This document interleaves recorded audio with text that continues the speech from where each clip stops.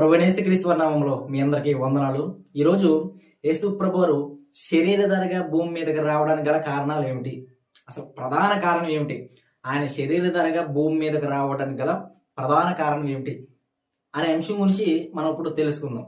So యేసు ప్రభువారు భూమి మీదకి రావడానికి గల కారణాలు ధర్మశాస్త్రాలు, ప్రవక్తల గ్రంథాలు, కీర్తనలు, ఆయన గురించి ప్రవచించుకుంటూ వచ్చారు, ఆయన గురించి చెప్పుకుంటూ వచ్చారు. ఏమని చెప్పారు? ఒక ఆయన వస్తాడు, ఒక ఆయన వస్తాడు, ఆయన అందరి పాపాలని క్షమిస్తాడు, ఒక ఆయన వస్తాడు, ఆయన అందరి పాపాలని క్షమిస్తాడు, ఆయన శిలువ మీద ప్రాణం పెడతాడు, ఆయన 3వ దినాన తిరిగి లేస్తాడు, ఆయన భూమి మీద ఉన్నప్పుడు సూచక క్రియలు చేస్తాడు, అద్భుతములు చేస్తాడు, స్వస్థతలు చేస్తాడు. ఇలాంటివన్నీ పాత నిబంధనలు ప్రభు యేసుక్రీస్తు వారి గురించి అనేక విషయాలు మనం చూసుకుంటా వస్తూ ఉంటాం. సో ఇప్పుడు యేసు ప్రభువారు శరీరధారిగా రావడానికి, అసలు ఆయన భూమి మీదకి రావడానికి గల కారణం ఏమిటి అనేది యేసు ప్రభువారు చెప్పే మాటల్లోనే మనం తెలుసుకుందాం. యేసు ప్రభువారే చెప్తున్నారు, నేను భూమి మీదకి ఎందుకు వచ్చాను, నేను రావడానికి గల కారణం ఏమిటి అనేది యేసు ప్రభువారి మాటలో ఇప్పుడు తెలుసుకుందాం. మత్తయి సువార్త 5వ అధ్యాయం 7వ వచనంలో, ధర్మశాస్త్రమునైనను ప్రవక్తల వచనములైనను కొట్టివేయవచ్చునని తలంచవద్దు, నెరవేర్చుటకే గాని కొట్టివేయడానికి రాలేదు. యేసుప్రభువారు చెప్తున్నారు, నేను ధర్మశాస్త్రాన్ని నెరవేర్చడానికి వచ్చాను.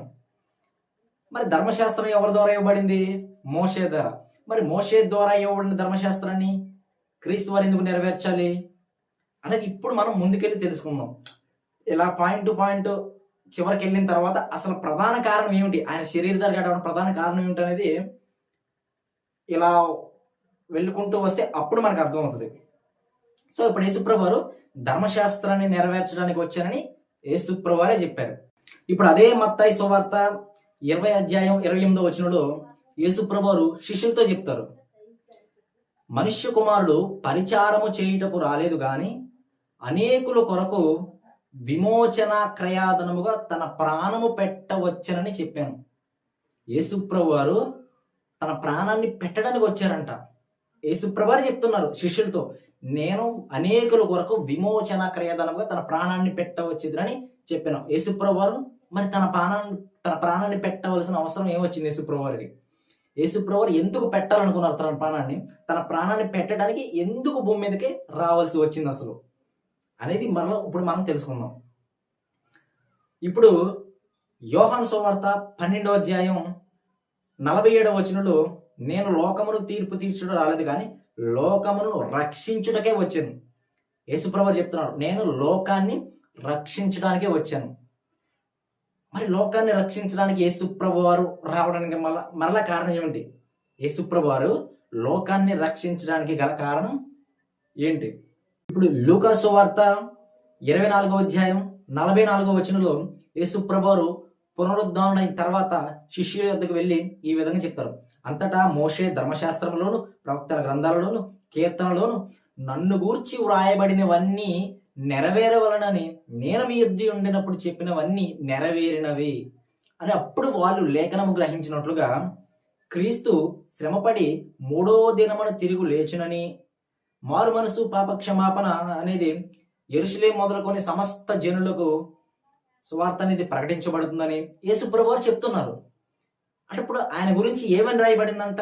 కీర్తనల్లోను ప్రవక్తల గ్రంథాల్లోను మోషే ధర్మశాస్త్రంలోను ఆయన శ్రమపడి 3వ దినాన తిరుగు లేస్తాడు అని ఆ పాత నిబంధనలో అనగా కీర్తనలోను ప్రవక్తల గ్రంథాల్లోను రాయబడింది. సో ఈ విధంగా రాయబడిందని ఆయన పునరుద్ధరణ అయిన తర్వాత యేసుప్రభువారు చెప్తున్నారు వారితో, ఈ విధంగా పాప క్షమాపణ నిమిత్తం యెరూషలేము మొదలుకొని అంతా ప్రకటించబడుతుంది అని ఆయన పేరట. సో మరి యేసుప్రభువారు ఎందుకని శ్రమ పడాలి, ఎందుకని 3వ దినాన్ని తిరిగి లేవాలి, ఎందుకని ఆయన సువార్త సమస్త జనులకు పాప క్షమాపణ నిమిత్తం ఆయన పేరట ఎందుకని జరుగుతుంది అసలు? సో దీనికి కారణం ఏంటనేది మనం ఇప్పుడు చూద్దాం. ఇప్పటి వరకు యేసుప్రభువారు ఏం చెప్పారు అంటే ఆయన లోకంలో రావడానికి గల కారణం ఏమిటి అనేది యేసుప్రభువారు ఏం చెప్పారు అనేది మనం ఇప్పుడు చూసాం. ఇప్పుడు అపోస్తలులు ఏం చెప్తున్నారు? అపోస్తలుడైన పౌలు మొదటి తిమోతికి రాసిన పత్రిక 1వ అధ్యాయం 15వ వచనంలో పాపులను రక్షించడానికే యేసుక్రీస్తు వారు లోకంలోనికి వచ్చారంట. యేసుప్రభు వారు పాపులను రక్షించడానికి లోకంలోనికి వచ్చారని పౌలు చెప్తున్నాడు. మరి యేసుప్రభు వారు పాపులను ఎందుకు రక్షించాలి? రక్షించడానికి గల కారణం ఏమిటి అనేది ఇప్పుడు చూద్దాం. ఇప్పుడు యోహాను ఏం చెప్తున్నాడో చూద్దాం. 1 యోహాను 3:8 అపవాది క్రియలను లయపరచుటకే మనుష్య కుమారుడు ప్రత్యక్షమాయను. యేసుప్రభు వారు ఎందుకు ప్రత్యక్షమయ్యారంట? అపవాది క్రియలను లయపరచడానికి యేసుక్రీస్తు వారు ప్రత్యక్షమైనట. మరి ఎందుకు యేసుక్రీస్తు వారు అపవాది క్రియలను ఎందుకు లయపరచాలి? యేసుక్రీస్తు వారు ఎందుకు పాపం రక్షించాలి? యేసుక్రీస్తు వారు ఎందుకు అపవాది క్రియల్ని లయపరచాలి? కారణం ఏమిటి చూద్దాం. ఆ తర్వాత అదే యోహాను 4:14 తండ్రి తన కుమారుని లోకరక్షకుడిగా పంపియుండుట చూచి మేము సాక్ష్యం ఇచ్చుచున్నాము. అంటే తండ్రి తన కుమారుని లోకరక్షకుడిగా ఉండడానికి పంపించారట. మరి ఎందుకు లోకరక్షకుడిగా ఉండాల్సి వచ్చిన అవసరం ఏమొచ్చింది? అసలు అవసరత ఏంటి? యేసుప్రభు వారు భూమి మీదకి రావడానికి గల కారణం ఏమిటి? ప్రధాన కారణం ఏమిటి? అటు యేసుప్రభు వారు కానివ్వండి, ఇటు అపోస్తలులు కానివ్వండి, యేసుప్రభు వారు తన ప్రాణం పెట్టడానికి వచ్చారని, తన లోకాన్ని రక్షించడానికి వచ్చారని, అపోస్తలులేమో పాపాలను క్షమించడానికి వచ్చారని, ఆయన అపవాది క్రియలను లయపరచడానికని, లోకరక్షకుడిగా ఉండటకని, ఈ విధంగా యేసుప్రభు వారు ఇటు అపోస్తలు చెప్పేది ఒకటే, ఆయన వచ్చారు, పాపాలను అన్ని పాపాలు ఆయన మీద వేసుకుని ఆయన చనిపోయారు, ఆయన 3వ దినాన పునరుద్ధానుడు అయ్యాడు. ఇదే విషయం చెప్పుకుంటూ వచ్చారు అపోస్తలులు. మరి దీని అంతటి గల కారణం ఏమిటి? ఆయన ఎందుకు రావాల్సి వచ్చింది? అటు ప్రవక్తల గ్రంథాలైనా, మోషే ధర్మశాస్త్రమైన, కీర్తనలైనా ఎందుకు యేసుప్రభు వారు రావాలని ప్రచారం చేశారు. అసలు ఎందుకు రావాల్సి వచ్చిందని వాళ్ళ గ్రంథాలను చెప్పుకుంటూ వచ్చారు. అసలు అటు వచ్చిన యేసుప్రభు కూడా నేను ఆ ప్రవక్తల గ్రంథాలు ఏదైతే ఉన్నాయో, ఆ కీర్తనలు ఏదైతే నేను వాటిని నెరవేర్చడానికి వచ్చాను నేను చెప్తున్నాడు. ఈ నెరవేర్చిన విషయాన్ని అపోస్తలులు చెప్తున్నారు. మరి ప్రధాన కారణం ఏమిటి? ఆయన ఎందుకు రావాలి? సో దీనికి ఆన్సర్ ఏంటంటే, యేసుప్రభు వారు ఎందుకు వచ్చారు అనే దానికి సమాధానం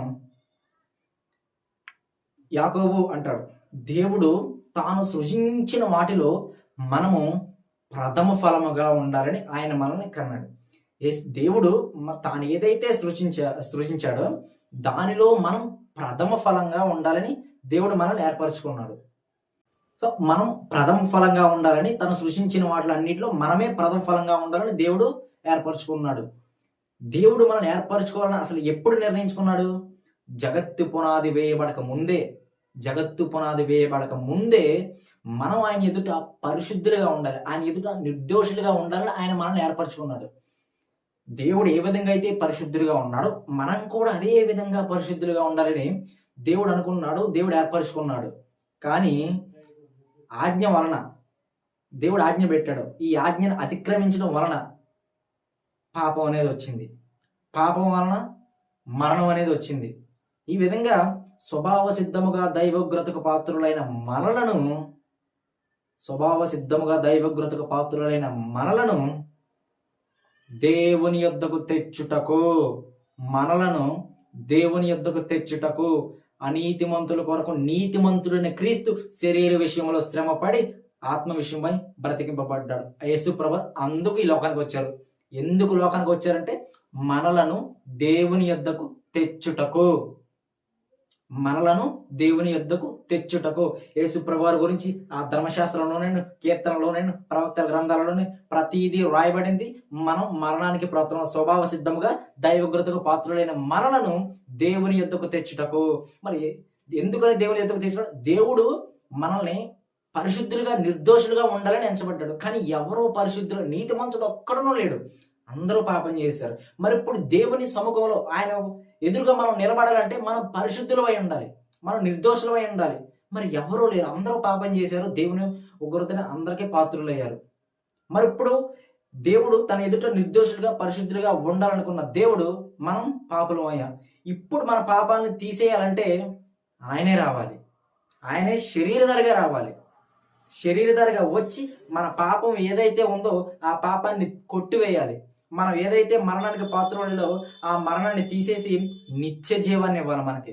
యేసుప్రభు అందుకు ఈ లోకానికి వచ్చారు. ఎందుకు? మనలను దేవుని యొద్దకు తెచ్చుటకు. ఇప్పుడు ఇందాక నుంచి చెప్పుకొచ్చిన వాక్యాలు ఏవైతే ఉన్నాయో, యేసుప్రభు వారు చెప్పిన కానివ్వండి, ధర్మశాస్త్రాన్ని నెరవేర్చడానికి, విమోచన క్రయధనం చెల్లించడానికి, లోకరక్షణగా ఉండటానికి, పాపులను క్షమించడానికి, తర్వాత లోకాక్షుడిగా ఉండుటకు, అపవాది క్రియలను లయపరచుటకు, ఇవన్నీ చేయడానికి గల కారణం ఏంటో తెలుసా? మొదటి పేతురు పత్రిక 3వ అధ్యాయం 18, 19 వచనంలో ఈ విషయం ఉంది. చెప్పాను కదా, మనలను మనలను మనలను దేవుని యొద్దకు తెచ్చుటకు ఆ క్రియలన్నీ జరిగించింది, మనలను దేవుని యొద్దకు తెచ్చుటకు. మరి మనల్ని దేవుని యొద్దకు ఎందుకు తీసుకెళ్ళాలి ఆయన? మనం ఆయన ఏర్పరచు జగత్తి పునాది వేయబడక ముందే నిర్దోషులుగాను పరిశుద్ధులుగాను ఉండాలని నిర్ణయించుకున్నాడు. కానీ స్వభావ సిద్ధంగా దైవగ్రతకు పాత్రులైన మనలను మన పాపాల నుంచి విడిపించి మనలను దేవుని యొద్దకు తీసుకు వెళ్తున్నారు ఆయన. అందుకు ఈ లోకానికి వచ్చారు. మరి దేవుని యొద్దకే తీసుకెళ్ళడానికి కారణం ఏంటి? ఎందుకని దేవుని దగ్గరే ఉండాలి మనం? ఎందుకని ఇంత కార్యం జరిగించాల్సి వచ్చింది? కారణం ఏంటో తెలుసా? ప్రేమ. ప్రభువైన యేసుక్రీస్తు కృప మీ అందరికీ తోడైనను గాక.